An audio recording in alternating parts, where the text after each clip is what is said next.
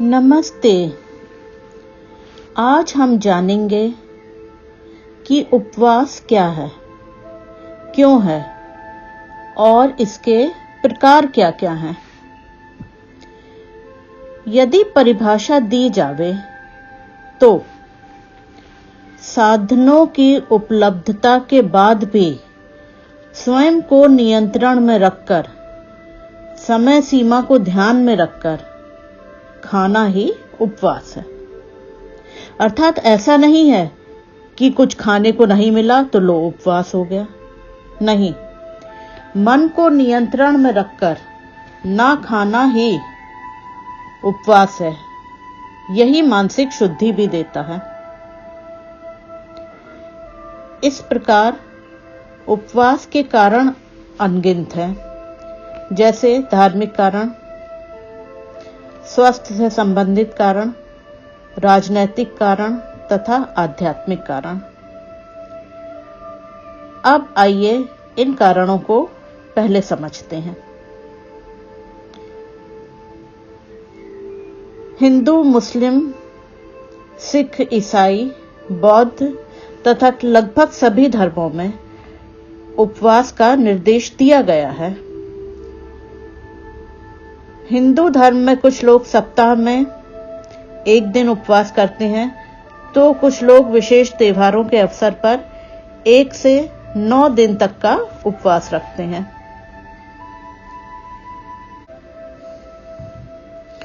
मुसलमान 1 महीने तक सूर्योदय से लेकर सूर्यास्त तक का उपवास या रोजा रखते हैं, जो खाना व पीना वर्जित करता है। इस्लाम में रमजान के 1 महीने को बहुत अधिक पवित्र माना गया है और मुसलमान इस 1 महीने के रोजे के दौरान अधिक से अधिक समय आत्मा की शुद्धि तथा धार्मिक कार्यों में अपना समय व्यतीत करते हैं। उन्हें हल्का भोजन करने का निर्देश दिया जाता है। ईसाई धर्म में भी, क्रिश्चियनिटी में, उपवास को बहुत प्रभावशाली बताया गया है। ईसा मसीह के अनुसार ये उपवास न केवल शैतान को बल्कि उसके द्वारा फैलाई गई महामारियों के प्रभाव तक को मनुष्य के जीवन से निकालता है। उनके अनुयायी साल में एक बार 40 दिन तक लगातार उपवास करते हैं। महात्मा बुद्ध ने प्रत्येक दिन उपवास पर बल दिया है, अतः उनके अनुयायी पूरे साल भर एक बार ही शाकाहारी भोजन करते हैं। अतः यह उनकी जीवन शैली है, लाइफ स्टाइल। महावीर स्वामी के अनुयायी दिन ढलने से पहले ही खाते या पानी पीते हैं, उसके बाद बिल्कुल नहीं। स्वयं महावीर स्वामी ने गहन साधना के दिनों में 12 सालों में केवल 365 दिन ही भोजन ग्रहण किया था। इस प्रकार धार्मिकता में जिसका जितना विश्वास है वो वैसा उपवास करता है। धर्म के प्रति आस्था आपको एक बेहतर मनुष्य बनाती है। पिछले 25-30 सालों के बीच में कुछ लोगों ने उपवास को नकार दिया, इसे संकीर्ण विचारधाराओं की उपज बताया तथा दकियानूसी भावना से ओतप्रोत समझा और उपवास की परंपरा का बहिष्कार किया। परंतु जब 2016 में जापानी आविष्कारक ने अपनी नई खोज पर नोबेल प्राइज जीता, तब विश्व में उपवास के प्रति जागरूकता की एक लहर सी दौड़ गई। खोज यह थी कि उपवास के द्वारा शरीर में ऑटोफैजी को आसानी से उत्पन्न किया जा सकता है। इससे शरीर स्वयं को शुद्ध करने की क्रिया प्रारंभ कर देता है। अर्थात उन्होंने उपवास को स्ट्रॉन्गेस्ट डिटॉक्स बताया। अब हम देखते हैं कि उपवास के स्वास्थ्य से संबंधित क्या कारण है। कुछ लोगों का विश्वास है कि प्राकृतिक भोजन से किसी भी रोग का इलाज किया जा सकता है। हमारे आयुर्वेदिक गुरुओं ने बताया है कि प्रकृति स्वयं ही ऐसी भोज्य सामग्रियां हमें उपलब्ध कराती है जिसे खाकर हम सदा रोग मुक्त रह सकते हैं। इस विषय पर हमारे चैनल सोलक्राफ्ट ने विस्तृत जानकारी दी है। What Ayurveda says about meals. इसके अंतर्गत क्या, कब और कितना खाना है। इसके अतिरिक्त ईट राइट वे में विषम आहार से बचने के भी संकेत दिए गए हैं। उनका लिंक डिस्क्रिप्शन बॉक्स में दिया जा रहा है। आप जानकारी लेकर रोगों से बच सकते हैं। अब हम देखेंगे कि राजनीतिक कारणों से भी लोग उपवास करते हैं, अनशन करते हैं। नेता या अन्य व्यक्ति अपनी मांगें पूरी करवाने के लिए भूख हड़ताल करते हैं। उदाहरण के तौर पर गांधी जी या अन्ना हजारे। आध्यात्मिक कारणों में जो लोग आध्यात्मिकता की लाइन में होते हैं, योगा ध्यान में होते हैं, उनका विश्वास है कि खाली पेट अधिक ध्यान लगता है। किसी भी आध्यात्मिक क्रिया के दौरान परामर्श दिया जाता है कि पेट खाली रखा जावे। हमारे भारतीय साहित्य को आप देखें तो उल्लेख पाएंगे यही उपवास की परंपरा है जो आदिकाल से चली आ रही है। हमारे पौराणिक आध्यात्मिक गुरुओं ने आध्यात्मिकता में उपवास को बहुत गहरे स्तर पर देखा है। उनके अनुसार उपवास अर्थात आत्मा के निकट रहना। जब कभी प्राचीन ऋषि मुनि या आध्यात्मिक गुरु आत्म ध्यान में स्वाभाविक रूप से लग जाते थे, आत्मचिंतन में इतना गहरा उतर जाते थे कि परमात्मा से लीनता हो जाती थी, परमात्मा में खो से जाते थे। इतने आत्म केंद्रित हो गए कि शरीर का भूख का ध्यान ही नहीं रहा, सुध ही नहीं रही। ऐसे समय में शरीर को भूख की आवश्यकता भी अनुभव नहीं होती। तो इस उपवास को जो स्वतः हो गया, अपने आप हो गया, वे सच्चा उपवास मानते थे।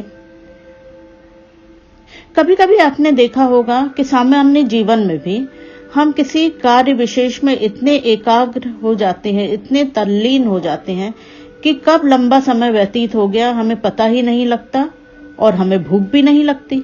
आश्चर्य है ना?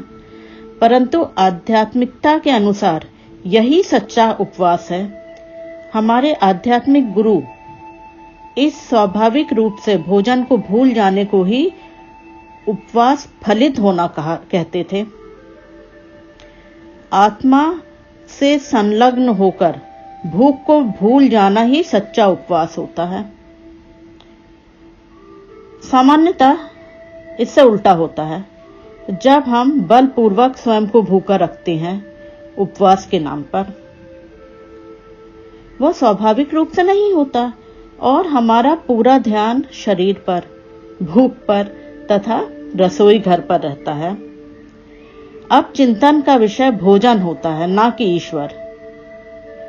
तो इसे उपवास का लक्ष्य सिद्ध नहीं माना जाता। इसे आध्यात्म की भाषा में अनाहार कहा जाता है। गुरु कहते हैं कि आपकी शारीरिक वह स्वास्थ्य संबंधी आवश्यकताएं तो पूरी होती हैं इस उपवास से, परंतु आध्यात्मिकता की नहीं। समझे ना? महान आविष्कारक बेंजामिन फ्रैंकलिन ने कहा है कि सबसे अच्छी औषधि विश्राम व उपवास होती है। वही शरीर को अंदर से साफ व शुद्ध करती है। उपवास की अवधि में आपकी आत्मा अपने आप शुद्ध हो जाती है। हमारे राष्ट्रपिता महात्मा गांधी के अनुसार उपवास हमारे तन, मन तथा आत्मा को शुद्ध करता है। कभी आपने ध्यान दिया होगा कि जब कोई बीमार पड़ता है तो उसकी भूख समाप्त हो जाती है, इच्छा ही नहीं होती कुछ भी खाने की, परंतु आप उसे जोर देकर खिलाते हैं। स्वास्थ्यवर्धक चीजें खाने के लिए उसको देते हैं। आपके मन में यह विचार होता है कि बीमार मनुष्य यदि कुछ नहीं खाएगा तो निर्बल हो जाएगा। नहीं, ऐसा नहीं है।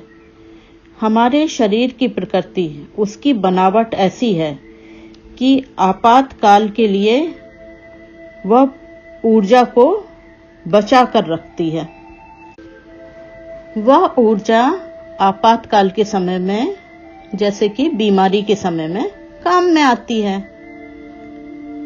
फिक्स्ड डिपॉजिट की तरह संभाल कर रखती है।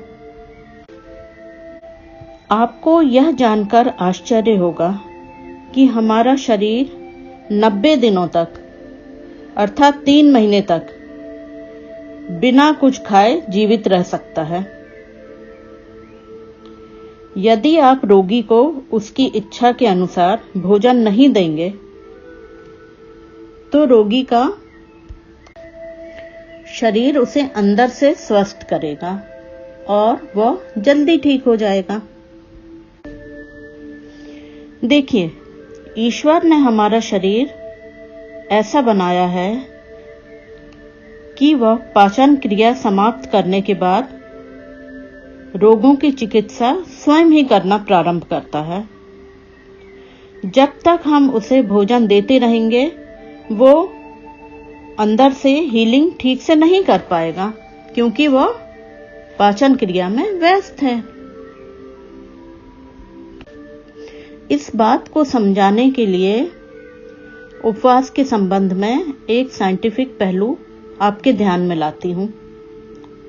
आप जो भी काम करते हैं, नौकरी या व्यवसाय, आप लगातार 6 दिन तक कार्य करते हैं और सप्ताह में एक बार या 15 दिन में एक बार अवकाश जरूर लेते हैं। पढ़ने वाले बच्चे भी जो स्कूल जाते हैं, उन्हें भी सप्ताह में एक दिन की छुट्टी दी जाती है ना?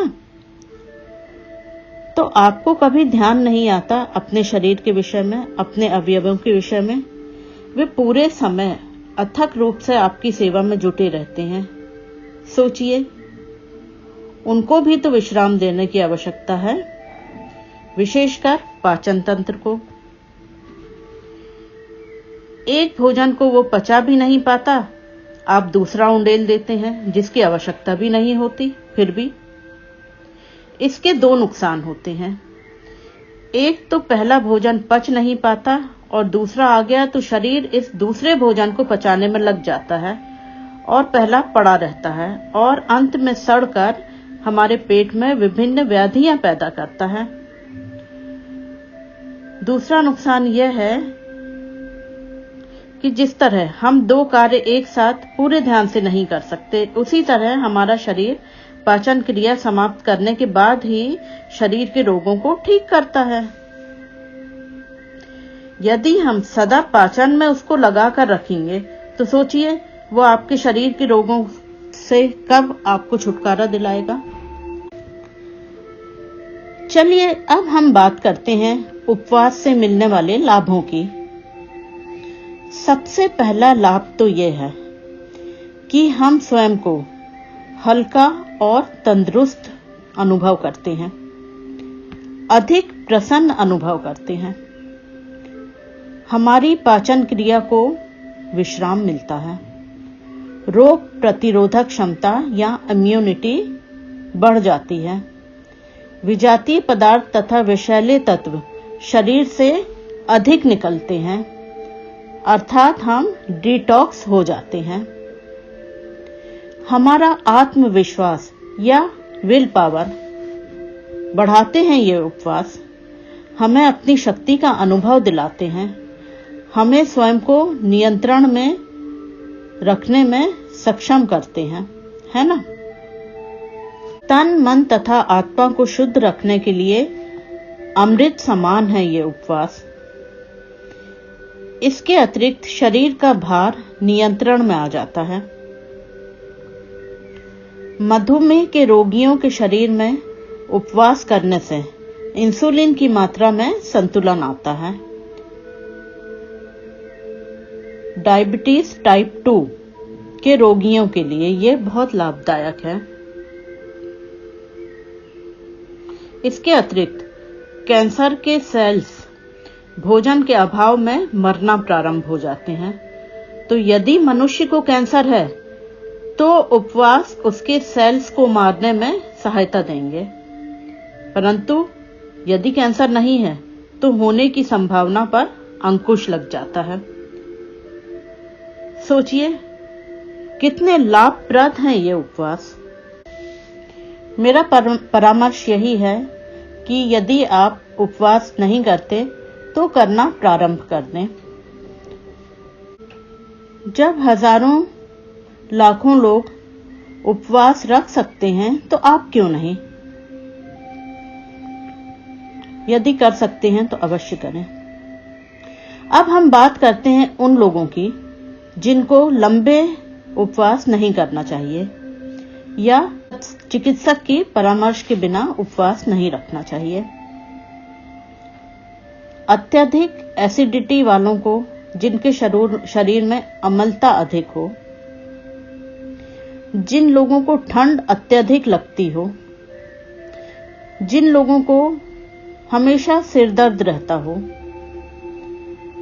या फिर जिनको किसी विशेष चीज की डिफिशियंसी हो, अभाव हो या न्यूनता हो, उन्हें उपवास नहीं करना चाहिए। इसके अतिरिक्त गॉल ब्लैडर के रोगियों को, पित्ताशय के रोगियों को उपवास नहीं करना चाहिए, क्योंकि उपवास से पथरी या स्टोन होने की संभावना हो जाती है।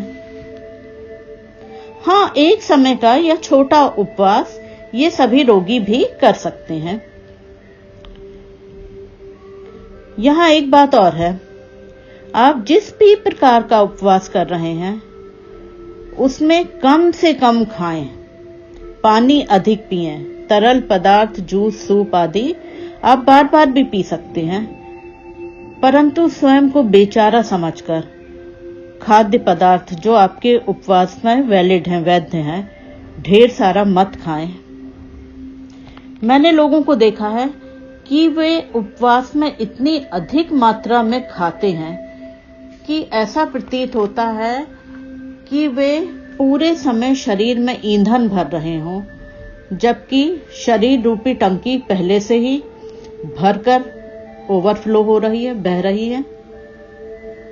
अतः ध्यान रखें, यदि आप अधिक खाएंगे तो आपको केवल मन का संतोष होगा कि आपने उपवास का पालन किया।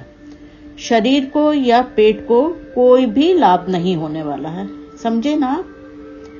अब हम बात करते हैं उपवास के प्रकारों की। कितने तरह के होते हैं ये उपवास? एक तो वह उपवास है जिसमें गेहूं, चावल तथा मांसाहारी भोजन का त्याग किया जाता है। सभी फल, सब्जियां, साबूदाना, राजगिरा, सिंगाड़ा, सभी प्रकार के चने व दालें तथा ड्राई फ्रूट्स, मेवे, सूखे मेवे खाए जा सकते हैं।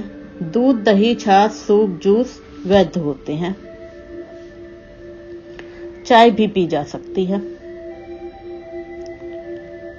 दूसरे तरह का उपवास होता है फलाहार उपवास। इस उपवास में सभी प्रकार के फल व उनके रस का सेवन किया जाता है। इसमें पानी भी बहुतायत से पिया जाता है। डिटॉक्सिफिकेशन के लिए, संपूर्ण अंदरूनी शुद्धता के लिए यह उपवास सबसे अच्छा माना जाता है। तीसरे तरह का उपवास है कच्ची सामग्री का उपवास।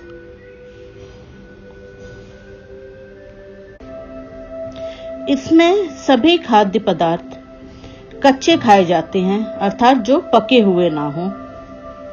सभी फल व सब्जियां व उनके रस।